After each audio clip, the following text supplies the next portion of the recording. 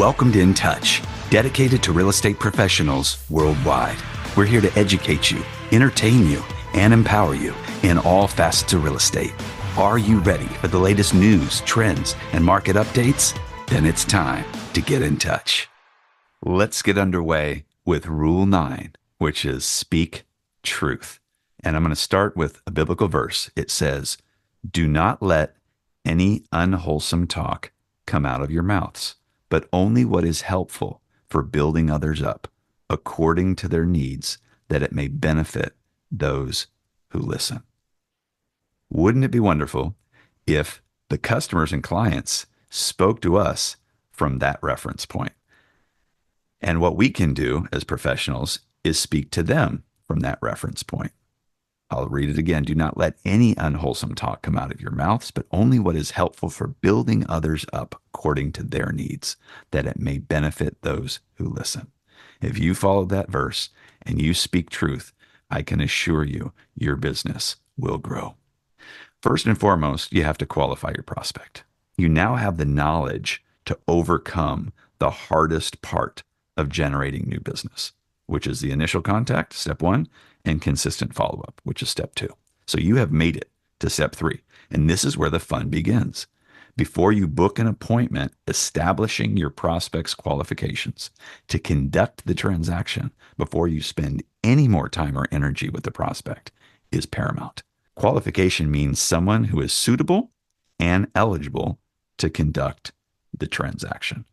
So Gary, let's talk about qualification, because in our world, pre-qualification or pre-approval is a typical step that, let's say, a buyer would take before they're going to go out and shop for property. That's somewhat standard. But what about the qualification of the character of the individual that you're working with? Are they loyal? Are they faithful? Are they going to actually pay you for your time? Is it somebody you even want to work with? What about the qualification and motivation of that individual to complete the transaction? Are they actually going to follow through and do the transaction, or are they just a looky-loo? And then on the listing side, how many times have you taken a listing or done interviews with somebody who's really just not that serious about getting the property sold? They're interested, they're curious. If it's perfectly at their price and on their terms, they might move forward, but they're just not that motivated. So I believe qualification should go much deeper than just a financial qualification. I think we have to get to the bottom line of motivation and probability that this person is going to perform, and let you, the professional, guide them to a successful outcome. What are your qualification methods, and how do you determine if someone is worth your valuable time to work with? Yeah, that's a really tough one, Andrew, because I try and work with people that I want to work with, that have the same values, and that understand that you're in this transaction together. It should be 100% on each side. Now, I have seen things fall apart before, and sometimes you may have to unshake that hand and say, "Hey, someone else might be better to actually work on this transaction than I am," or it might be a relationship thing where you basically thought they were nice people, and they ended up not being so nice, and you get to the point where you're just both parties are stressed out, and they really should just separate and shake hands and say, "Hey, this is not for me. Let me see if I can find you someone else that can help you, that may be a better fit." So don't be afraid that if you're in a transaction and you thought you did all the right, you asked all the right questions, and then you got in the transaction, and for some reason it didn't work out, and it's just building up stress, and you can tell maybe they're not motivated, like Andrew said, to sell their property, or they thought they should get this price, and it's actually the market is going in the other direction, but they don't want to move. So a lot of those transactions can be very stressful, and I've seen people quit this career because they got into a transaction that they shouldn't have. So you have to be really, really careful when you put these transactions together and have an out. And just in case it for some reason it doesn't work, don't feel bad about cutting the ties. Don't worry about, well, I'm going to lose whatever the commission is. It might be better to save that relationship or friendship and get out and give it to somebody else. So be willing to do that. Yeah, those are great words of wisdom. I had a mentor that broke down his qualification into three simple questions whenever he met a client that was considering a listing. And question number one was, do you absolutely need to sell this property? And I'm going to go over question 2 and 3 when we get to step 4 because it's about the presentation and I built that into the course. I'm not going to give you the spoiler alert, but let's focus on question 1. Do you absolutely need to sell this property? That's what he used to ask people, and he would emphasize absolutely because if the answer was no, or well, we could rent it, or if we get our price, then we'll sell. He wanted to know absolutely that they had to sell, and I thought that was so brilliant because if they said yes, we're moving, we're going out of state, we got relocated, we got a new job, there's a motivation there that he knows this person is not going to waste my time. These are long transactions we enter into, many times relationships from 3 to 9 months, sometimes multi-year relationships. So asking the pointed questions, not being afraid to walk away and potentially lose a client or lose the deal or lose some business, but protect your valuable time. That is what is so essential. It's all you have in this industry.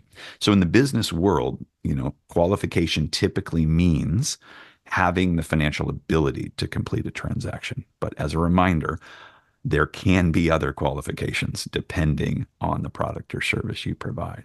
So setting up the appointment, step 3, pursuing a presentation, which is going to be step 4, drafting an agreement, which is step 5, or attempting to conduct a transaction, which is step 6, are all irrelevant if the prospect is not qualified to complete the transaction. So up to this point, during the relationship building phase, it may have been premature or inappropriate to ask those pointed financial questions or for documented financial proof of qualification. But now it's time. Do not be afraid. Ask for that proof that they are financially qualified and that they have the motivation in order to execute the transaction. And establish your intent. A great lead-in question is simply this: how can I best help you? Be upfront with the prospect about what you can and cannot provide. Clearly explain what you are offering and how you will be compensated. Follow up by letting the prospect know that before you can move forward, you need to ask them some qualifying questions to protect their time and yours. And ask for transparency. Failing to ask for the truth of the situation and failing to recognize the truth for what it is will only lead to heartache and wasted time for all parties involved. The industry you are in and the type of service you provide or product you sell will dictate what constitutes a bona fide, qualified prospect. So don't waste your time with anything less. Spend extra time mastering this rule as the entire 7-step method hinges on the ability of all parties to perform. And spend time with your leaders, your management, coaches, counselors, whoever's in your life, and have them help you to master your prospecting craft. Learn how to draw out the truth from people to ensure you are moving forward with a qualified candidate. Because what's the point of going through all the steps of setting up a transaction if one of the principal parties is incapable of completing the transaction? There's no point at all. So I can't stress that point enough, Gary. I mean, you've been in this business as long as I have, and one of the most disappointing things is not being paid or compensated for all the time involved, or realizing that you've really got in bed with the wrong party. I mean, it's, oh my gosh, this is such a headache. It's so stressful. It's wearing me down physically and mentally. How do you stay away or identify certain character types that clearly have issues that are unresolved that they're going to bring into the transaction? It's just not worth all the time and effort to put in. What do you do? What are some of the mental triggers, or what are the specific questions that you ask and some of the red flags you look out for? Yeah, a lot of times it's best to meet with that party in person, not by phone, not by text. You can't figure out a person that way. Meet with them, have a cup of coffee, sit down with them, and like you said, the word you used, absolutely, is, yeah, do you really absolutely need to sell this, or do you absolutely need to buy a property, or whatever it is, and then shut up and let them talk. If they seem stressed out, or gosh, we're not really sure, then maybe they need to take a time out and figure some things out. I can usually tell, just because I've done this for over 20 years now, if there's stress in their voice, or maybe that one person met with me, but the wife didn't come, and I'll say, well, how come your wife's not here? Well, she's not really on board yet, or she's not really sure. Then I'll say, well, okay, let's have another meeting, and let's have her there. Let's have both parties. But you can usually tell in somebody's voice or their inflection if they're stressed out, or there's something going on. A lot of times, yes, they may be pre-approved, pre-qualified. Yeah, they want to sell their home, but you can tell in their voice something's happening, something's going on, something's a little off. So I'll try and stretch that time out, maybe have another meeting, and get to know that person a little better. A lot of it is because of experience. I'm just used to working with people that think the same way that I do, and I can go as fast or as slow as somebody needs me to go, and that's what I usually say is, how fast do you want to have this done? Oh, we're ready to move. Okay, then all systems go. Let's go. Or yeah, I'm not sure yet. Okay, well, let's just step back and let's talk a little bit more about what you're trying to do, and stretch that out. You don't have to push people into selling or into buying. It needs to be both teams need to be on board, or that person needs to understand that there is a lot of stress. That they may not feel it now, but they will when you're in escrow. So you need to deal with that up front. Yeah, and one of the key ways to define whether or not a prospect is worth your very valuable time is to learn to extract the truth elegantly. You don't want to litigate and interrogate people to try to figure out the truth. But I've witnessed too many significant transactions come apart at the later stages, way down the pipeline, simply because people were afraid to ask for the truth, speak the truth, share the truth, or accept the truth. Hiding or neglecting the truth only results in pain and can lead to significant liability for everybody involved. And there is an art to extracting the truth in an elegant fashion. So bombarding somebody with questions or litigating someone like an attorney to get your answers will result in prospects not wanting to work with you. But use gentle words when asking for sensitive information, and give the prospect a reason why you are asking for this information as you ask them the question. For example, you could ask, how much cash do you have on hand to complete this transaction? The reason I ask is that my company will need the funds deposited before we can move forward. Are you or your company in the financial position to handle this transaction? And can you provide me written documentation of the cash needed to complete the transaction? So you're giving them the reason why within the question. It's not just a private, personal, off the wall, out of left field question coming at them. They're going to feel like, wow, that's pretty direct. I don't really even know you. The reason I'm asking you this question is ... And sadly, taking someone at their word these days is risky. So using various methods of verification is usually the only way you can tell if someone is telling you the whole truth. When you ask key questions, record the answers, write them down. Then ask the same key question again at a future date to see if the answers coincide. And finally, document what was said and when it was said, and get everything in writing in case the prospect's version of the truth is not actually the whole truth. And accept the truth for what it is. The truth of the matter could be that your prospect is not qualified at this time. That doesn't mean talking to them was a waste of your time. It simply means they are not ready to move forward yet. And the truth may be that you cannot help the prospect or your company does not offer the product or service they need. The truth may be that you and the prospect are not the best fit to work together based on a personality conflict. The truth may be that it's not in the best interest of the prospect to transact right now based on the information shared, and you need to walk away. As the saying goes, the truth will set you free. Better to walk away knowing you honored the truth of the situation than proceed knowing that something is not right with the transaction from the get-go. So, Gary, we're going to talk about timelines next because expectations and qualification are the key essential ingredients as you're digging into the details in an appointment. You're finding out whether or not the person is capable of completing a transaction.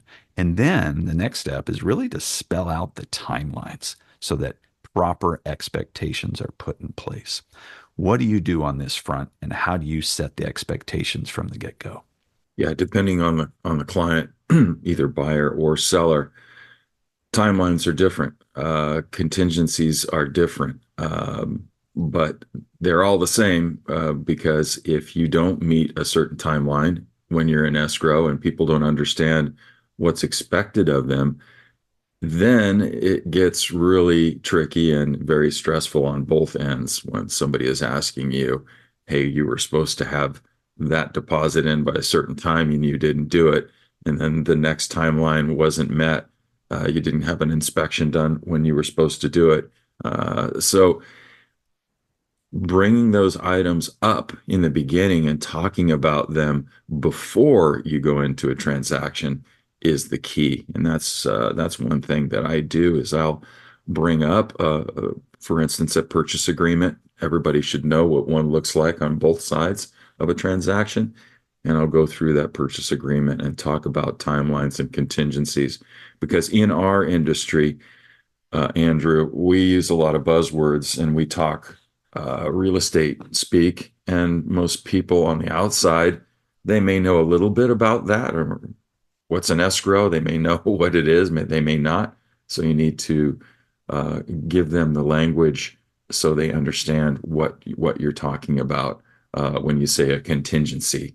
Contingency for a lawyer and for a layman is two different things. So you need to talk about those things and get that language barrier out in the open, and so they understand it. So if everybody's on the same timeline, then you will be a lot less stressful on both ends.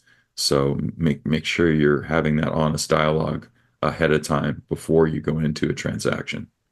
Yeah, and we're getting a little ahead, but that's the point. It's to get ahead of the situation, right? Most people don't address this till they get to the transaction, which is way too late. That's why we want everybody addressing this on step 3, right at the initial appointment. And before making even the initial appointment to proceed with the steps down the pipeline, it's important to know your timetable to set expectations and make sure you're on the same page with the prospect. But this will also help you understand where they are at on their timetable for the process in the proposed transaction. And you must be flexible and patient because, again, make sure the prospect is in the position to complete your proposed transaction, is ready and willing to openly speak about the obstacles holding them back, and is ready to make important decisions in a timely manner. And you're going to do all this while keeping an open, honest dialogue with the prospect, building your relationship with real world, truthful conversations. And once you've done that, then it's really time to share your value proposition. And what that means is simply explain your competitive advantages and why your service or product is superior to others. If the prospect objects to booking an appointment, which is simply the hurdle for you to jump over before the formal presentation, will help the prospect define their own reason for wanting to transact. Remind them of why they began the journey in the first place. Explain how you diligently study your industry, the markets, and do not hesitate to share that you're an expert in the field. The client needs to know that you're going to be assisting them and making the right judgment call. So stay in tune with your client, be a good listener, simply ask for the appointment. And you need to do this more than once, sometimes again and again and again until they agree. And there's no need to be shy in asking. It's what you're there to do. The prospect knows you're there to do that as well and is anticipating the question, which leads to the next level of commitment. So you're a fearless communicator, Gary. You have no problem getting together with people and asking for that appointment. But a lot of people struggle with it. And even some of the people that do excellent follow-up, they have a hard time asking for the order. So how do you break the ice, or what language do you use?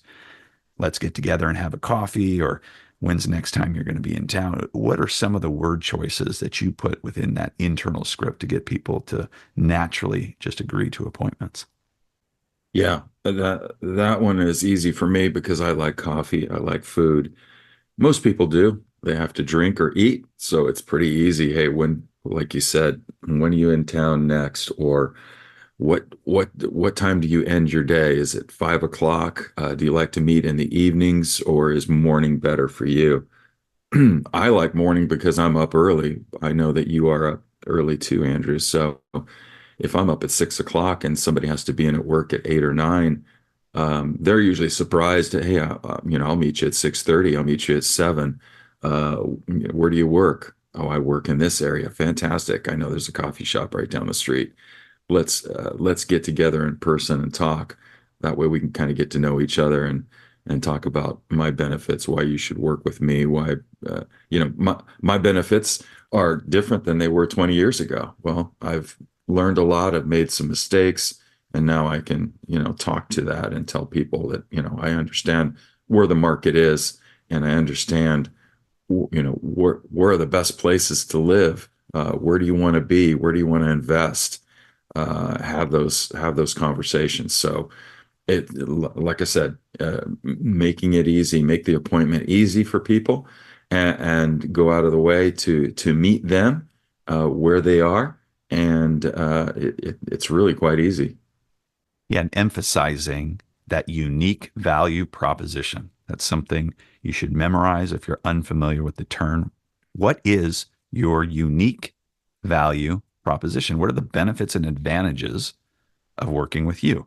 If you can't clearly articulate that naturally, that's going to be a problem.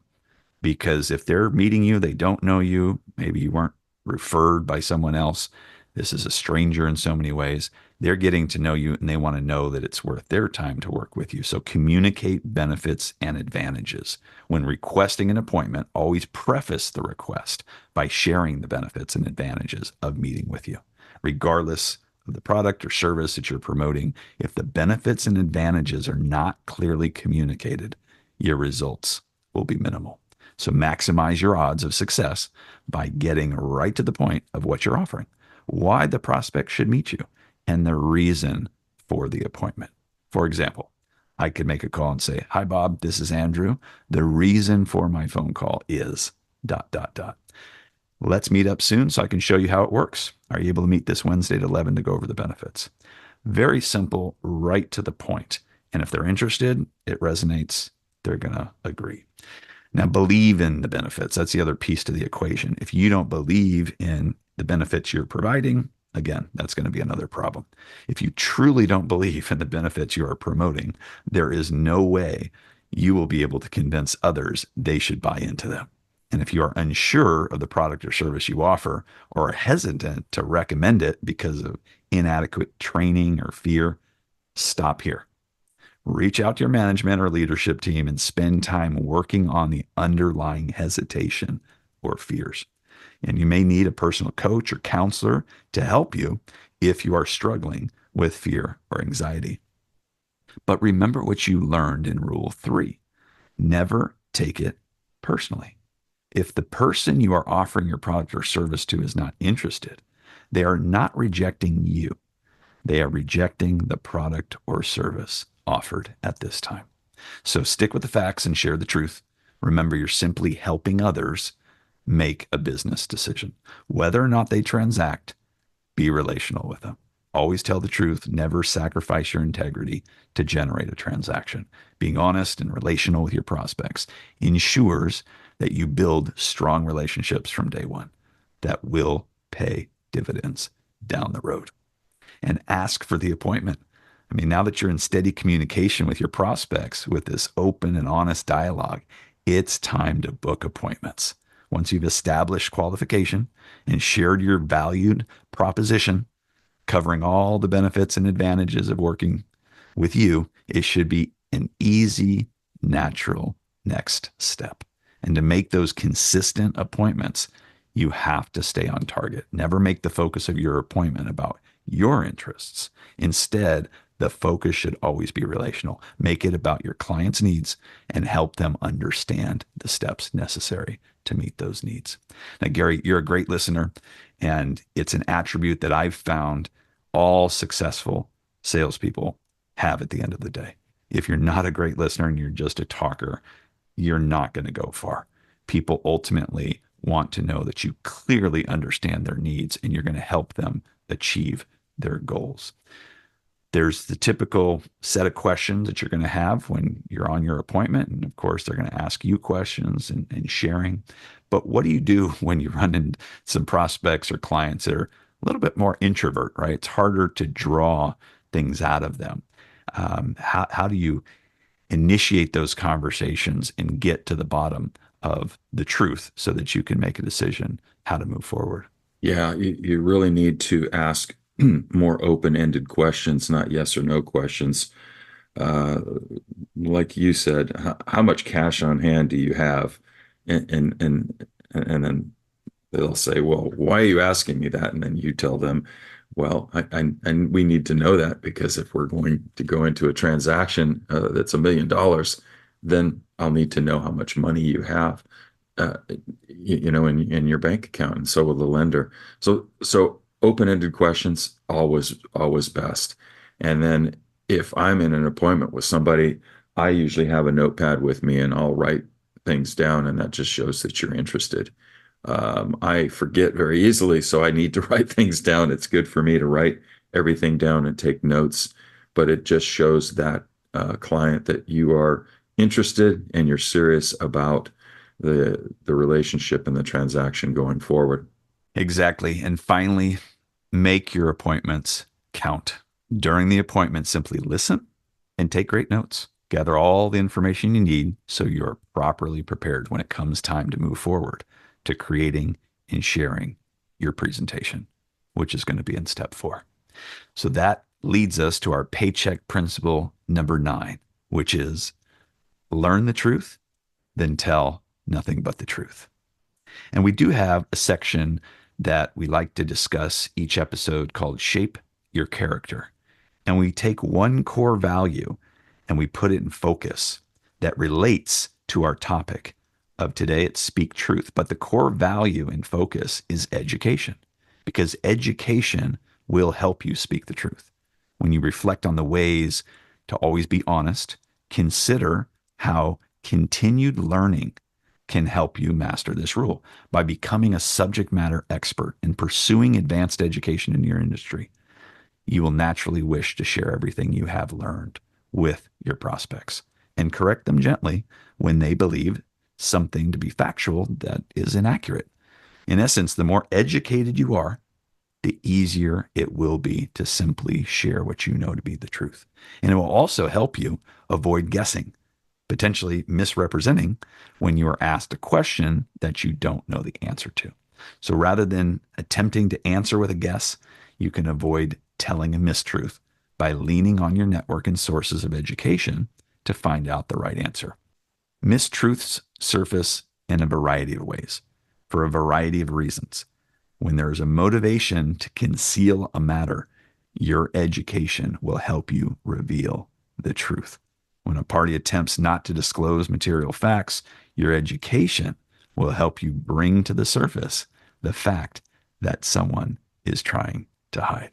So education will also help you minimize liability, and you will sleep peacefully at night knowing you are living in truth in your career will flourish when you are continuously educating yourself with facts and solutions to common problems in your field.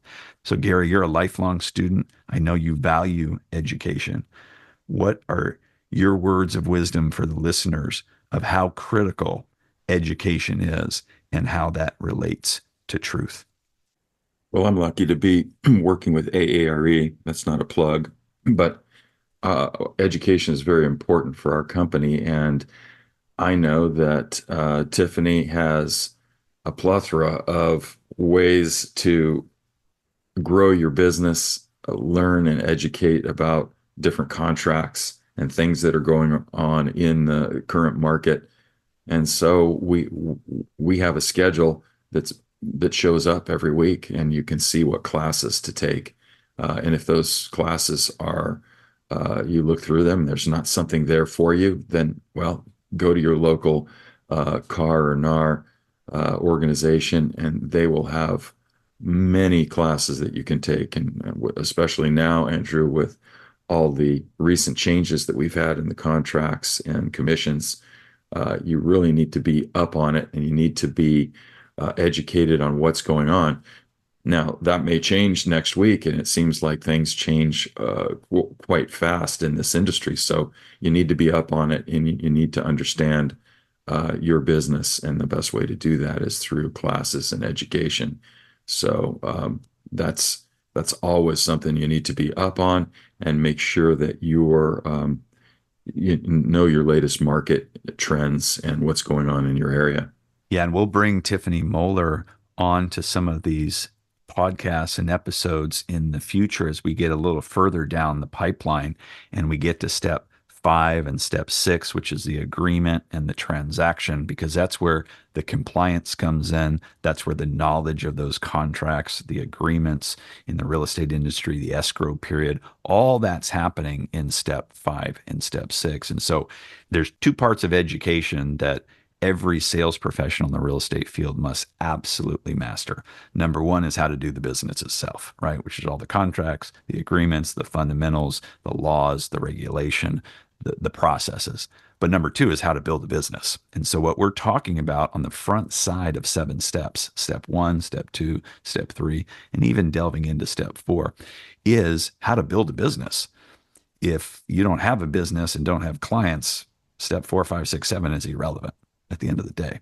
And so as we move towards that portion of the training, understand that the integrity, the honesty, the education, all that starts from the beginning of the relationships with the clients. And that first appointment, that first face-to-face meeting or virtual conference meeting, this is the opportunity for you to speak the truth and set the stage that what you represent, you as an individual representing a company, and hopefully you're working for a good company that has good ethics and morals. We speak truth. All right, let's wrap up with our Master Your BS section, which is a series of biblical references that help master your behavior and skills. Desire to tell everyone the wonderful things God does. Choose to think carefully before you speak. Decide to tell others about God's righteousness. The result is the Lord will give you a reward for doing right. And the promise is that you will enjoy the results of your work. And here's some words of wisdom from Proverbs. Wealth created by a lying tongue is a vanishing mist and a deadly trap. Wow. Powerful, powerful verse. And here's some questions to meditate on this week. What truths do you speak into others' lives? Do you speak with confidence? Do you speak with competence? How can you lead others to the truth? In your call to action, think before you speak, breathe life, focus on truth. We hope the message has blessed you, and we look forward to continuing on and sharing more to build up those powerful paychecks and make you ultra successful.